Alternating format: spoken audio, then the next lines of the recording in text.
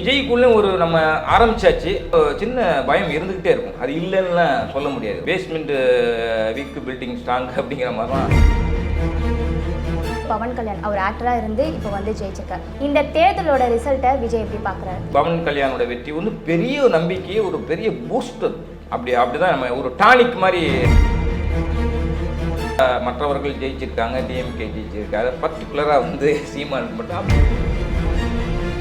ஆரம்பத்தில் வந்து விஜய் வந்து தனித்து தான் போட்டி அப்படிங்கிற ஒரு முடிவில் இருந்தார். ஆனால் ஒரு டீம் அமைச்சார் பார்த்தீங்களா, இல்லை அது சரியா வராது, ஆனானப்பட்ட கட்சியை வந்து தனித்து இயங்கினால் சர்க்கிள் தான். அந்த ரிசல்ட்ஸ் வந்து பார்த்தீங்கன்னா திமுகவுக்கு தான் மொத்தமாக இதாயிருக்கு. ஸோ அப்படி இருக்கும்போது விஜய் அவர்கள் வந்து திமுக கட்சியையோ எதிர்த்து வர முடியுமா? காங்கிரஸ் பார்த்துட்டாங்க, திமுக பார்த்துட்டாங்க, அதிமுக பார்த்துட்டாங்க. அந்த மாற்றத்திற்கான முன்னேற்பாடா இந்த இரு கட்சிகளும் தெரியுது. இந்த ரெண்டும் இணையும் போது கண்டிப்பா ஒரு பவர்ஃபுல்லான ஒரு பெரிய ஒரு வாக்கு வங்கி பெறுமோ.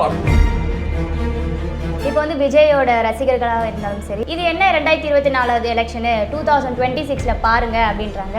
ஒன்றும் தெரியாத பாப்பா முட்டாள் அப்படின்லாம் நினைச்சிடாதீங்க. தமிழக வெற்றி கழகத்தை இப்போ அறிவிச்சாரு தவிர இப்படி ஒன்று ஆரம்பிக்கணும் அப்படிங்கிறது அவர் எப்பயோ போட்ட விதை. 20 ஆண்டுகள் ஆயிடுச்சு அவர் விதை போட்டது. அந்த மாநாட்டில் விஜயோட தமிழக வெற்றி கழகம் வந்து என்ன செய்ய போகிறது அப்படிங்கிறது ஒரு பெரிய மேஜிக்காக இருக்கும். Wait and see. Friday facts நேயர்களுக்கு வணக்கம். இன்னைக்கு நம்மோட யார் இணைஞ்சிருக்காங்க அப்படின்னு பார்த்தீங்கன்னா மூத்த பத்திரிகையாளர் தஞ்சை அமரன் அவர்கள். வணக்கம் ஐயா. வணக்கம். எஸ், நேற்று வந்து விஜய் அவர்கள் வந்து ஒரு ட்வீட் போட்டிருந்தாரு. என்ன அப்படின்னு பார்த்தீங்கன்னா, நாம் தமிழர் கட்சி அவங்களுக்கும் அப்புறம் விடுதலை சிறுத்தை கட்சி 2 பேருக்கு வந்து மாநில அங்கீகாரம் கிடைச்சது அப்படின்னு சொல்லி வாழ்த்து தெரிவிச்சிருக்காரு. ஒருவேளை வந்து நாம் தமிழர் கட்சிக்கு வந்து இவர் சிக்னல் கொடுக்குறதா, அதாவது கூட்டணி சேர்த்துக்காக சிக்னல் கொடுக்குறதா இருக்குதா? ஏன்னா வந்து இதுக்கு முன்னாடி வந்து என்ன சொல்லிட்டு இருக்காங்க அப்படின்னு பார்த்தீங்கன்னா, விஜய் அவர்கள் வந்து இவர் கூட கூட்டணி வைக்க போறாரு அப்படின்னு சொல்லிட்டு இருக்காங்க. ஸோ இதை எப்படி பார்க்குறீங்க? அதாவது ஒரு வாழ்த்து சொல்வது என்பது நாகரிகமான ஒரு விஷயம். ரெண்டாவது, சீமான் வந்து தனித்து ஒரு சிங்கிள் மேன் ஆர்மியாக வந்து தனித்து எந்த கட்சியுடன் இதெல்லாம் கூட்டு வைக்காமல் இத்தனை பெர்சன்டேஜ் வந்து வந்திருக்கிறது வந்து மிகப்பெரிய விஷயம். இதை வந்து ஒரு இப்போ புதுசாக அரசியல் கட்சி ஆரம்பிச்சிருக்க விஜய் வந்து பெரிய ஒரு இன்ஸ்பயராக பெரிய ஒரு நம்பிக்கை தருவதாக இருக்குது. கடுமையாக உழைச்சா கண்டிப்பாக வெற்றி நிச்சயம் அப்படிங்கிற ஒரு இதனால சீமான்ட்ட. ரெண்டாவது, அவர் ஒரு சினிமாக்கார் வேறு, ஒரு நாகரிகமான அடிப்படையில் முறையில் வந்து வாழ்த்து தெரிவிச்சிருக்காரு. அது வந்து அரசியல் பண்பாடு நாகரிகம். அதனால இது ஒரு சிக்னலோ அப்படின்னு எடுத்துக்கிட்டா அப்படியும் எடுத்துக்கலான்னு வச்சுக்கலாம். ஏன்னா கோட் படத்தில் ஒரு பாடல் வரியில் கூட அந்த ஒளி வாங்கி மைக்கோட ஒரு வார்த்தை இடம்பெறுது. இது வந்து விஜய் வந்து சீமானுக்கு ஆதரவாக வந்து இது பண்ணியிருக்காரு அப்படிங்கிற மாதிரி பெரிய ஒரு உற்சாகத்தை இருதரப்பிலும், சீமான் தரப்பிலும் சரி விஜய் ரசிகர்கள் தரப்பிலும் மிகப்பெரிய ஒரு உற்சாகத்தை வரவேற்பை கொடுத்துருக்கு. இது ஒரு அரசியல் பண்பாடு நாகரிகமான செயல் அப்படின்னாலும் அப்படி பார்த்தா மற்றவர்கள் ஜெயிச்சிருக்காங்க, டிஎம்கே ஜெயிச்சிருக்காங்க, பர்டிகுலராக வந்து சீமானுக்கு மட்டும் அப்படிங்கிற ஒரு கேள்வி எழும்பல. அப்படி பார்க்குறப்ப விஜய் வந்து என்ன நினைக்கிறாருன்னா, எந்த ஒரு அரசியல் கட்சியுமே, அது திமுக அதிமுக மிகப்பெரிய கோட்டையாக இருக்கிற கட்சிகள் கூட கூட்டணி இல்லாமல் தனித்து ஆட்சி அமைப்பது என்பது இந்த காலத்தில், அது அப்பையிலேருந்து இருக்குது, இந்த காலத்தில் வந்து மிகப்பெரிய ஒரு பகல் கனவாக மாறிவிடாது. அதனால அவரும் சில சாதுரியமாக ஒரு டீமெல்லாம் போட்டு யோசித்து கூட்டணி கண்டிப்பாக தேவை. ஆனால் யாருடன் கூட்டணி அப்படிங்கிறது இருக்குல்ல, பழந்தின்று கொட்டை போட்ட கட்சிகளுடன் இல்லாமல் புதுசாக வளர்ந்து நிற்கிற ஒரு விஸ்வரூபம் எடுத்து நிற்கிற ஒரு சீமானோட இணைந்தான் நல்லா இருக்குன்னு ஒரு கால்குலேஷன் கூட இருக்கலாம். இது வந்து எங்கே பார்த்தாலும் யார் எந்த கேள்வி கேட்டாலும் சீமான் சைடிலும் பார்த்தீங்கன்னா என் தம்பி விஜய்னு உருகிறார் மறுகிறார். அப்படி பார்க்கும்போது 2 பேரும் இணைந்தால் ஒரு மாற்றத்தை இந்த தமிழகம் பார்க்குமோ அப்படிங்கிற ஒரு இது கூட இருக்குது, ஒரு பார்வை கூட மக்கள் மத்தியிலையோ அல்லது சீமானுடைய தொண்டர்கள் மத்தியிலோ இவருடைய தொண்டர்கள் ரசிகர்கள் மத்தியிலோ விஜயோட தொண்டர்கள் ரசிகர்கள் மத்தியிலோ இருக்குது. அப்படி பார்க்கும்போது 2ம் இணைந்தால் நாளை வேறு ஒரு விடியலோ வேறு ஒரு மாற்றமோ வரும் அப்படிங்கிறதுக்காக இதெல்லாம் ஒரு சின்ன சின்ன சந்தர்ப்பங்களாக எடுத்துகிட்டு பண்ணுறாங்க. ஆனால் இவங்க கூட்டணி வருமா வராதா அப்படிங்கிறது இன்னைக்கு விவாத பொருளாக போயிட்டு இருக்கு. பல பேர் வந்து நிச்சயம் அப்படிங்கிற மாதிரிலாம் சொல்லிட்டாங்க. வந்தால் நல்லா இருக்கும் அப்படிங்கிற மாதிரியும் 2 தரப்புலையும் இருக்குது.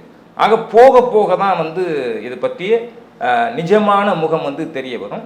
இது வந்து ஒரு நாகரிகமான வாழ்த்து, அது நாமும் வரவேற்போம். ஓகே சார், இப்போ அவங்க 2 கட்சியும் வந்து மாநில அங்கீகாரமாக ஆகிட்டாங்கன்னு விஷ் பண்ணியிருக்காரு. இப்போ அவரோட கட்சியை வந்து மாநில கட்சியை மாற்றணும்னு சொல்லி எலெக்ஷன் கமிஷன் கிட்ட லெட்டர் கொடுத்துருக்கா, அவங்களும் அதை ஏற்றுக்கிட்டாங்க அப்படின்ற ஒரு நியூஸ் போகுது, அது எப்படி? ஆமாம், கண்டிப்பாக. என்னென்னா அதான் ஒன்று மாநில கட்சி அங்கீகாரம் பெறுவது என்பது ஒன்று ஒரே சின்னத்தில் போட்டியிட்டு 2 தொகுதிகளில் குறைந்தபட்சம் 2 தொகுதிகளில் வெற்றி பெற்றால் இந்த அங்கீகாரம் கிடைக்கும். தேர்தல் கமிஷன் இந்த அங்கீகாரத்தை கொடுக்கும். அப்படி இல்லைன்னா 8% அல்லது 8%க்கு மேல் வாக்கு வங்கி இருந்தாக்கா அந்த பர்சன்டேஜ் அடிப்படையில் அதை வச்சு இந்த அங்கீகாரத்தை தேர்தல் ஆணையம் கொடுக்கும். ஒரே நேரத்தில் இந்த 2 கட்சிகளுக்குமே அங்கீகாரம் கிடைத்திருக்கும். 2 சைடுமே வந்து மகிழ்ச்சி தான். ஆனால் நான் என்ன நினைக்கிறேன்னா, மக்கள் ஒரு மாற்றத்தை வழக்கம் பார்த்துட்டாங்க. காங்கிரஸ் பார்த்துட்டாங்க, திமுக பார்த்துட்டாங்க, அதிமுக பார்த்துட்டாங்க, பல கூட்டணிகள், பல உதிரி கட்சிகள் கூட்டணி அமைச்சு சந்தர்ப்பவாத அரசியல் எல்லாத்தையுமே பார்த்துட்டாங்க. அப்படி இருக்கும்போது மக்கள் ஒரு மாற்றத்தை, தமிழகத்தில் அரசியல் மாற்றத்தை விரும்புகிறாங்க. அந்த மாற்றத்திற்கான முன்னேற்பாடாக, அந்த மாற்றத்துக்கான ஒரு முகாந்தரமாக வந்து இந்த 2 கட்சிகளும் தெரியுது. விஜயோடைய தமிழக வெற்றி கழகமும் சீமானோட நாம் தமிழர் கட்சியும் தெரியுது. அப்படி இருக்கும்போது இந்த 2ம் இணையும் போது கண்டிப்பாக ஒரு பவர்ஃபுல்லான ஒரு பெரிய ஒரு வாக்கு வங்கி பெறுமோ அப்படிங்கிற ஒரு இது கூட எதிர்பார்ப்பு கூட இருக்குது. அது காலம்தான் தீர்மானிக்கும். இந்த தேர்தலோட ரிசல்ட்டை விஜய் எப்படி பார்க்குறாரு? ஏன்னா வந்து பவன் கல்யாண் அவர் ஆக்டராக இருந்து இப்போ வந்து ஜெயிச்சிருக்கார். ஸோ அவரோட இன்ஸ்பிரேஷன் வந்து விஜய் அவர்களுக்கு இருக்குமா? கண்டிப்பாக இருக்கும். ஏன்னா ஒரு நடிகராக வந்தவர்கள் எல்லாமே வென்றவர்கள் இல்லை, ஒரு சிலர் தான் விதிவிலக்கு. அது எம்ஜிஆர், ஜெயலலிதா அந்த போனால் மிகப்பெரிய வெற்றியை சந்தித்தாங்க. ஆனால் அதே சிவாஜி போன்ற நடிகர்கள் மண்ணை கவ்வியதும் உண்டு. மூப்பனாரையும் காமராஜரையும் தோற்கடித்த மக்கள் தான் இது. அப்படிங்கிறப்ப பல நடிகர்கள் தோற்றுருக்காங்க, சில நடிகர்கள் வென்றிருக்காங்க. அப்படி இருக்கும் விஜய்க்குள்ளே ஒரு நம்ம ஆரம்பித்தாலும் ஒரு சின்ன பயம் இருந்துக்கிட்டே இருக்கும். அது இல்லைன்னுலாம் சொல்ல முடியாது. வடிவேல் காமெடி மாதிரி தான், பேஸ்மெண்ட்டு வீக்கு பில்டிங் ஸ்ட்ராங் அப்படிங்கிற மாதிரி தான் இருக்கும். ஒரு சின்ன தடுமாற்றம் என்ன செய்யணும். ஏன்னா இப்போ தான் ஆப் போட்டிருக்காரு. அப்படி இருக்கப்ப இந்த மாதிரியான ஒரு வெற்றி, பவன் கல்யாணோட வெற்றி வந்து பெரிய நம்பிக்கையை, ஒரு பெரிய பூஸ்டர். அப்படி தான் நம்ம ஒரு டானிக் மாதிரி எடுத்துக்கணும். அப்படி அது நிச்சயமாக வந்து பவன் கல்யாண வெற்றி விஜய்க்கு ஒரு பெரிய தெம்பை கொடுத்துருக்கும். அந்த தெம்பில் இன்னும் உற்சாகமாக வேலை செய்வார். இன்னும் அடுத்தடுத்து அவருடைய பிறந்த நாள் அடுத்தடுத்து வரப்போகுது. நிறைய நிகழ்ச்சி, மாநாடு அதுன்னு இருக்குது. அதில் ஒன்றா வந்து விஜய் வந்து ஒரு சில புதிய அறிவிப்புகளை அறிவிப்பார். ஓகே சார், இப்போ நடந்து முடிஞ்ச இந்த நாடாளுமன்ற தேர்தலில் திமுக தவிர வேற எந்த கட்சியும் வந்து வரலை. ஸோ அப்படி இருக்கும்போது விஜய் அவர்கள் வந்து திமுக கட்சியையோ எதிர்த்து வர முடியுமா? நிச்சயமா, அதான் சொல்கிறேன்ல, இது வந்து பார்லிமெண்ட் எலெக்ஷன். இவர் வந்து நினச்சிருந்தா விஜய் பார்லிமெண்ட் எலெக்ஷனில் வந்திருக்கலாம், நின்றுருக்கலாம். ஆனால் நம்ம இப்போ தான் காலையில் எடுத்து வச்சுருக்கோம். எடுத்தோடனே வந்து பார்லிமெண்ட் எலெக்ஷன்னா என்ன அடி வாங்குவோம் அப்படிங்கிறது புரிஞ்சுக்கிட்டு, ரெண்டாவது அது பின்னணியில் ஒரு டீமே இருக்குது. அப்படிங்கிறப்ப திட்டமிட்டு தான் செயல்படுறாரு. இப்போ ஷூட்டிங் இருக்குது, அடுத்து படம் நடிக்கணும் அப்படிங்கிறதுக்காக இப்போ இந்த எலெக்ஷன் இது பண்ணல. இப்போ நின்னா நம்ம சரிக்கிடுவோம். இந்த ஒருவேளை நின்று மிகப்பெரிய ஒரு சறுக்களை சந்தித்தா அது வந்து சட்டசபை தேர்தலை எதிரொலிக்கும். அப்படிங்கிறனால என்ன விஜய் ரொம்ப பெருசாக எதிர்பார்த்தோம் ஒன்றும் இல்லையா அப்படிங்கிற மாதிரி போயிடும். என்னென்ன பண்ணணும், என்னென்ன வாக்குறுதிகள் கொடுக்கணும், என்னென்ன கட்சியோட கொள்கை அப்படிங்கிறத பக்கா பிளான்டாக பண்ண போகிறார். அது என்னங்கிறது இன்ன வரலையும் தெரியாது.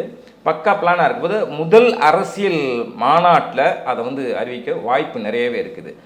எடுத்தோடனே வந்து நீங்கள் ஆட்சியெல்லாம் அமர்ந்துட முடியாது. அது எப்பேற்பட்ட ஆளாக இருந்தோடனே என்ன பவர்ஃபுல் மேனாக இருந்தால் கூட ஆட்சியில் எடுத்தோடனே முதல் தேர்தலே வந்து ஆட்சியில் அமர்ந்துட முடியாது. என்னென்ன கொள்கை கோட்பாடுகள் வரையிருக்கிறாங்க, மக்களுடைய நன்மைக்கான திட்டங்கள் என்ன அறிவிக்கிறாங்க, எல்லாம் பார்த்து தான் அது வந்து ஒரு ஓட் பேங்காக மாறும்.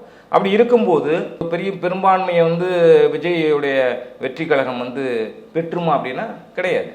ஒரு கணிசமான ஒரு வாக்கு வங்கியை, கணிசமான வாக்குகளை, சீட்டுகளை வாங்குவாங்க. ஓகே சார், இப்போ வந்து ஜூன் 22 அவருடைய பிறந்தநாள் வருது. அன்னைக்கு வந்து விஜயோட பர்த்டே அன்னைக்கு கொண்டாடுறதுக்கு வாய்ப்புகள் இருக்கு. பொறுப்பு நியமனம் சொல்லியிருக்காங்க. அதுக்கப்புறம் வந்து ஒவ்வொரு மாவட்டத்தில் முதல் 3 மதிப்பெண் எடுத்து அவங்களுக்கும் ஊக்கத்தொகை பரிசுன்னு சொல்லியிருக்காங்க. ஸோ இது வந்து அன்னைக்கு பர்த்டே அன்னைக்கு நடக்குமா இல்லை வேற ஏதாவது நாள் வந்து அவங்க இது பண்ணியிருக்காங்களா? இல்லை, பர்த்டே அன்னைக்கு நடக்கிறதுக்கு வாய்ப்புகள் நிறைய இருக்கு. ஏன்னா இப்போ இன்றைக்கு நேற்று இல்லை, அப்பையிலேருந்து எனக்கு தெரிஞ்சு 25 ஆண்டுகள் ஆண்டுகளாகவே வந்து அந்த அவருடைய பர்த்டே அன்னைக்கு நலத்திட்ட உதவிகள் குறிப்பாக மாணவ மாணவிகளுக்கு நோட்டு புத்தகங்கள், பென்சில், பேனா இப்படி வந்து செய்வார்.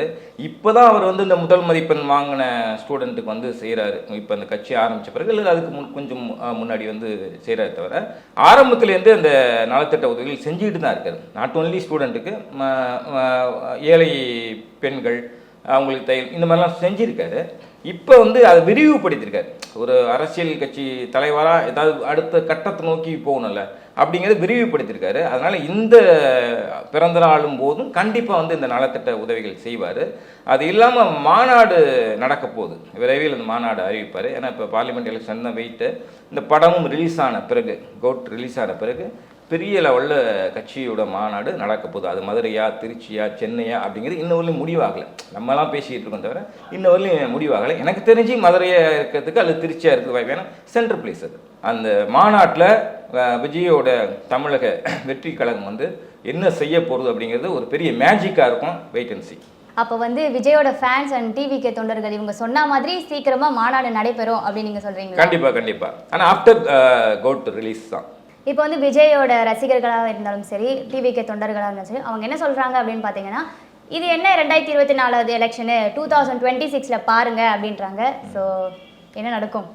எல்லா டைமும் வந்து ஏமாற முடியாது. ஏதோ ஒரு விடிவு காலம் வராதா அப்படின்னு ஒரு ஏக்கத்தில் கண்டிப்பாக தமிழ்நாடு இருக்குது. அப்படி இருக்கும்போது இந்த புதிய கட்சியின் வருகை, புதிய கூட்டணி உருவாக்கம், அதாவது விஜயும் நாம் தமிழரும் வேறு யாரும் இணைகிறாங்களான்னு தெரியல. ஆரம்பத்தில் வந்து விஜய் வந்து தனித்து தான் போட்டி அப்படிங்கிற ஒரு முடிவில் இருந்தார். பார்த்துருமே அப்படிங்கிற ஒரு தில்லோட கெத்தோடு இருந்தார்னு வச்சுங்களேன்.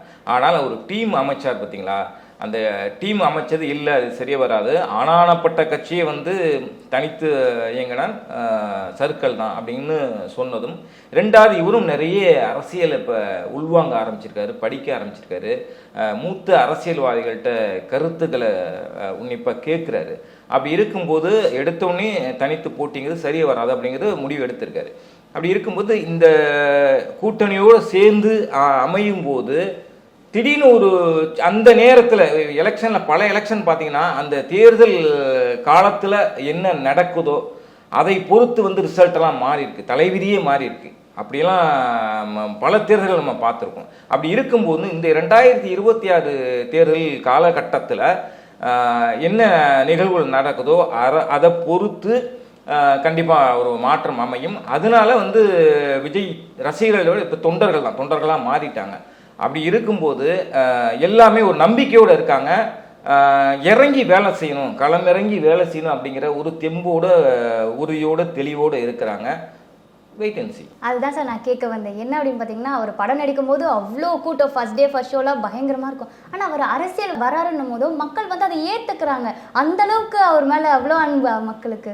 இல்லை, அன்பு அப்படிங்கிறத தாண்டி அதான் சொல்கிறேன், மீண்டும் சொல்கிறது, ஒரு மாற்றத்தை வந்து மக்கள் விரும்புகிறாங்க. ஒரு விடிவு காலம் வந்துடாதா, அதுக்காக வந்து திமுக வந்து ஒரு இருண்ட ஆட்சி கொடுத்துருச்சு அப்படிங்கிறது கருத்து இல்லை நான் சொல்கிறது. இதை விட ஒரு பெட்டராக ஒரு சிறப்பான ஆட்சி அமைஞ்சிடாதா அப்படிங்கிறப்ப விஜயை வந்து ஒரு நம்பிக்கை பொருளாக தமிழக மக்கள் பார்க்குறாங்க. குறிப்பாக வந்து பெண்கள் வந்து விஜயோட பெரும் ரசிகர்கள் நிறைய பேர் இருக்காங்க, பெண்கள். அப்படி இருக்கப்ப நாம் தமிழர் கட்சி தலைவர் சீமான் மீது வந்து ஒரு சின்ன ஈர்ப்பு இருக்குது. அது வந்து நம்ம இந்த எலெக்ஷன்லேயே பார்த்தோம். அது வந்து எவ்வளோ வந்து மாறி இருக்குது, எவ்வளோ பெர்சன்டேஜ் வாங்கியிருக்காரு அப்படிங்கிற பார்க்குறோம். அவரும் பார்த்தீங்கன்னா ஓயாத உழைப்பு, கிட்டத்தட்ட எல்லா இடத்துலையும் போய் பேசுகிறாரு, தொண்டை கிழிஞ்சி அதுக்கு பிரச்சனையாகி ஹாஸ்பிட்டல்லாம் போய் மீறி வந்து ஒரு இந்த ஒரு வெற்றியை இது வந்து கண்டிப்பாக உழைப்பு, கடுமையான உழைப்பு. ஆக இந்த இரு பெரும் இது கூட்டணி அது பெரும் சக்தியாக மாறுறதுக்கான வாய்ப்புகள் நிறைய இருக்கு. அதான் நம்ம பொறுத்து இருந்து தான் பார்க்கும். தாவேக தலைவர் அவர் வந்து தனி கட்சியா இருப்பாரா, இல்ல கூட்டணி சேர்றதுக்கு வாய்ப்புகள் ஏதாவது இருக்குங்களா? அதான் கண்டிப்பா சீமானோட சேர்றதுக்கு வாய்ப்பு இருக்குன்னு தான் எல்லாருமே சொல்றாங்க. நானும் அதான் சொல்றேன், நானும் அதை எதிர்பார்க்கிறேன். அது வந்து விஜயும் வந்து என்னன்னா புரிஞ்சுக்கிட்டார். தனித்து இயங்கினா வந்து கோலோச்ச முடியாது, வெற்றி வாய்ப்பை பெறுவது கடினம். நீங்கள் வந்து வெறுமனே இப்போ நாம் தமிழர் கட்சி வந்து ஒரு பெர்சன்டேஜ் வாங்கியிருக்கு, பிஜேபி வந்து முன்பை காட்டிலும் ஒரு 18% உயர்ந்திருக்கு. அப்படி இருக்கிறப்ப வந்து அது மட்டுமே போதாது. நாங்கள் வந்து சதவீத அடிப்படையில் முன்னேறி இருக்கோம் அப்படிங்கிறது மட்டும் போதாது. இங்கே வெற்றி தான், சீட்டு பெறு தான், அதுதான் மெயினாக இருக்குது. அதனால வந்து இது மட்டுமே பத்தாது. சினிமாலேருந்து வர நடிகர்கள்லாம் இப்போ வந்து அரசியல் கட்சி ஆரம்பிக்கிறாங்க. ஸோ வந்து அவங்களுக்கு நிறைய எதிர்ப்புகள் வந்து வந்திருக்கு. அதை வெளிப்படையாக சொல்ல வேண்டாம். இப்போ விஜய் அவர்கள் வந்து ஆரம்பிச்சிருக்காரு. இவருக்கும் நிறைய எதிர்ப்புகள் வந்திருக்கு. அவர் எந்த அளவுக்கு ஃபேஸ் பண்ணுறாரு? இதில் எதிர்ப்புகள் எனக்கு தெரிஞ்ச எதிர்ப்புகள் இல்லை, சூழ்ச்சிகள் இருக்கும்.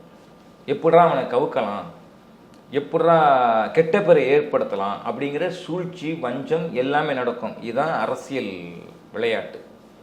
இந்த சூத்திரத்தை புரிஞ்சுக்கிட்டு காய் நகரத்தில் தான் சிறந்த ராஜதந்திரி. இதை வந்து விஜய் நல்லாவே வந்து இத்தனை ஆண்டுகளாக அதான் சொல்கிறேன்னா, விஜய் ஏதோ இந்த ஆண்டு கட்சி ஆரம்பிக்கலை. தமிழக வெற்றி கழகத்தை இப்போ அறிவிச்சார் தவிர, இப்போ அங்கீகாரம் பெற்றிருக்க தவிர, இப்படி ஒன்று ஆரம்பிக்கணும் அப்படிங்கிறது அவர் எப்பயோ போட்ட விதை. நான் சொல்ல 20 ஆண்டுகள் ஆயிடுச்சு அவர் விதை போட்டது. சென்னை யூனிவர்சிட்டியில் ஒரு மாநாடு மாதிரி ரசிகர்களை தமிழகம் கூட்டி ஃபஸ்ட்டு மாநாடு மாதிரி கூட்டினது அதுதான். சென்னை பல்கலைக்கழகத்தில் நடந்தது. நானும் போயிருந்ததுக்கு வேனா பஸ்ஸாக இல்லைங்க, ஃபுல்லாக வந்திருந்தாங்க. தமிழ்நாடு முழுக்க நிர்வாகிகள் எல்லா பேரும் வந்திருந்தாங்க. அப்போ தான் வந்து முதல் முறையாக அந்த கொடியை இது பண்ணுறாரு தனது ரசிகர் மன்றத்துக்கு. அப்போ தான் அந்த மக்கள் மன்றமாக மாற்றுறார். ரசிகர் மன்றத்தை நற்பணி மன்றமாக மாற்றுறாரு. அதுக்கப்புறமா மக்கள் மன்றமாக மாறு, அப்புறம் மக்கள் இயக்கமாக மாறுது, நீ கட்சியாக மாறிடுச்சு. ஆக நான் என்ன சொல்ல வரேன்னா, அவர் இன்னைக்கு நேற்று இது பண்ணல, 20 வருஷத்துக்கு முன்னாடி போட்டார். நம்ம சிஎம் நாற்காலில் உட்காருங்கிற ஆசை அப்பயே அவர் மனசில் உட்காந்துருச்சு.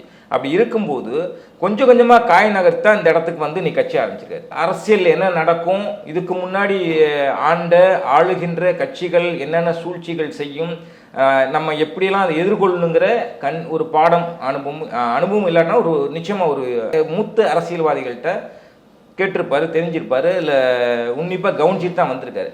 அப்படிங்கிறப்ப இது எல்லாத்தையும் வந்து எதிர்கொள்கிற ஒரு சக்தியோடு தான் இப்போ வந்து களம் இறங்க போகிறார். எப்படா ஒரு சந்தர்ப்பம் கிடைக்கும் அப்படியே இது பண்ணலாம். ஒரு படமே கூட இருக்கட்டுமே, ஒரு படத்திலே ஏதோ ஒரு வசனமோ காட்சி அமைப்போ வந்துட்டா அதை வச்சு கூட அரசியல் போடுறாங்க. ஆனால் இதெல்லாம் எதிர்கொள்ள தயாராக இருக்கணும். அதுக்கு எதிர்கொள்ள தயாராக இருக்கிறாரு விஜய். இப்போ இருக்கிற எல்லா கட்சியும் இருக்குங்க பார்த்தீங்களா, எவ்வளோ சூழ்ச்சி பண்ணாலும் அவர் வந்து வீழ்வாரா இல்லை வந்து நின்று சீட்டில் உட்காருவாரா? இல்லை, அதுதான் நம்ம சொல்ல முடியாது. இது வந்து ஒத்தையார் அரட்டைய போடுற விஷயம் இல்லை, அல்லது சுவிட்சை போட்டால் லைட் எறிகிற விஷயம் கிடையாது. இது கடுமையான உழைப்பு இருக்குது, கடுமையான மக்கள் நற்பணி செய்யணும், நமக்கு பின்னாடி ஒரு டீம் இருக்குது அப்படிங்கிற நினச்சிட்டு உட்காந்துட்டு நம்ம காலை ஆட்டிக்கிட்டு நம்ம வந்து அந்த முதலமைச்சர் நாற்காலில் உட்காந்தா அப்படின்னு கனவு காண முடியும். இது கடுமையான உழைப்பு. மக்களை நீங்கள் நேரடியாக போய் சந்திக்கணும். இன்னைக்கு ஜெகன்மோகன் ரெட்டி போன முறை ஆட்சி அமைச்சார்னாக்கா அதுக்கு மிகப்பெரிய முதுகலம், மிகப்பெரிய காரணமாக இருந்தது வந்து மக்களை சந்தித்தார். இப்படி மக்களை நீங்கள் நேரடியாக சந்திக்கணும், களத்தில் இறங்கணும். களத்தில் சும்மா இறங்கி நீங்கள் அந்த யாத்திரை போகிறேன் இந்த யாத்திரை போகிறேன்னு போலித்தனமாக இருந்தாலும் தெரிஞ்சு போயிடும் மக்களுக்கு. இந்த எலெக்ஷன் ரிசல்ட்ஸ்க்கு வந்து வாழ்த்து தெரிவிச்சாருங்க அப்படின்னு சொல்லி நியூஸ் பார்த்தா, இப்போ இன்னொரு நியூஸ் என்ன அப்படின்னு பார்த்தீங்கன்னா, நீட் எக்ஸாமில் வந்து இப்போ முறைகேடு நடந்திருக்கு அப்படின்னாங்க. இதனால் வந்து நம்ம முதலமைச்சரும் எடப்பாடி அவர்களும் பிரியங்கா காந்தி இவங்கெல்லாம் வந்து அவங்க குரல் வந்து கொடுத்துருக்காங்க. தமிழக வெற்றி கழக தலைவர் விஜய் ஏன் குரல் கொடுக்கல? ஒரு கண்டுகளை அப்படின்னு சொல்ல முடியாது. ஏன்னா அனிதா வீட்டுக்கு போனவர் இல்லையா, இங்கே மெரினா பீச் ஜல்லிக்கட்டு போராட்டம் நடந்தப்போ வந்து மாஸ்க் போட்டு போய் உட்காந்தார். அப்படி இருக்கும்போது அது வந்து அதுக்கு முன்பே செஞ்சார்னா இப்போ ஒரு கட்சி தலைவராக கண்டிப்பாக அதை செய்யணும். ஆனால் இப்போ இருக்கிறவங்க வந்து பண்ணுற நல்லதை விட ஒரு சின்ன தப்பு வந்தாலும் அதை பெருசாக தான் காட்டுறாங்க. ஸோ நீங்கள் சொன்ன மாதிரி இந்த அனிதா அவங்க வீட்டுக்கெலாம் போய் பார்த்துருக்காங்க அப்படின்ட்டு. ஆனால் இப்போ இந்த நீட்டுக்கு குரல் கொடுக்கல அப்படின்னும் போது இதோ ஒரு பெரிய விஷயமா ஆக்குறாங்க சார். இல்லை, அது ஆக்கி தான் ஆவாங்க, அதை வந்து எதிர்கொண்டு தான் ஆகும். அதெல்லாம் இல்லாமல் நீங்கள் அரசியலில் வந்து தாக்கு பிடிக்க முடியாது.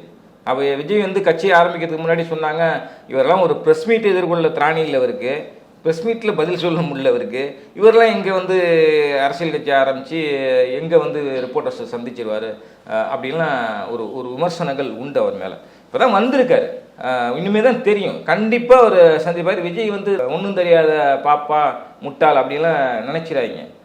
மிக சாதுரியமான ஆள் தான். அதான் சொல்கிறேன்னா, எப்பயோ விதை போட்டார் இருக்கு.